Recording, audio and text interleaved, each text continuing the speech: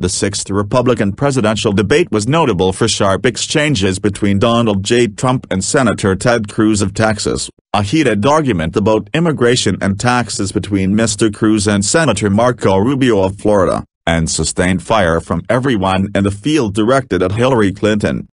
Commentators from across the web were impressed with Mr. Cruz's quick wits, and they said that Mr. Trump seemed to regain his footing after being rattled when the Texas senator brought Mr. Trump's Scottish mother into an argument over his eligibility to be president.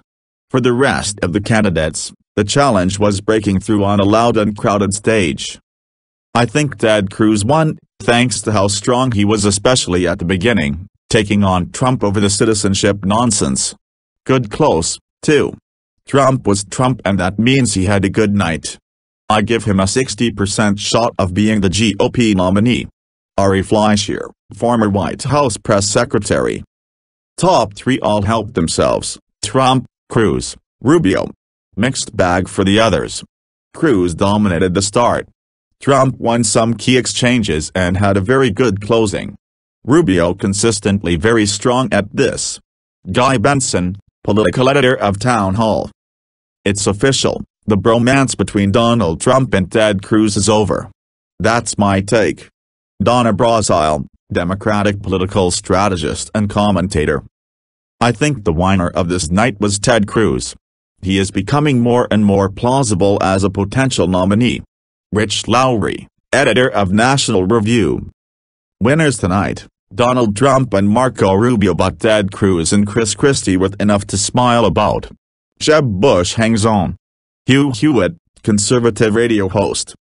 My debate report card grades: Trump, A, Cruz, B+, Christie, B, Rubio, B, Bush, B, Kasich, B, Carson, C. Mark Halperin, managing editor of Bloomberg Politics. Jeb, Christie, and Kasich needed home run performances. At most, doubles. Carson had no reason being there. Rick Wilson, Republican political consultant. John Kasich honed his delivery in the GOP debate Thursday night, giving clear, plain-spoken explanations of his economic priorities.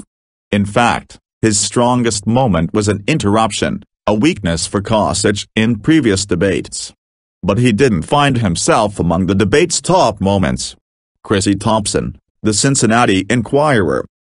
Trump was the strongest, both in absolute terms and relative to what he needed to do given his current standing in the polls.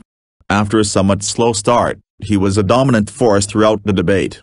It's been a subtle process, but he's no longer that freak show who is bizarrely running up the poll numbers. He's the front runner.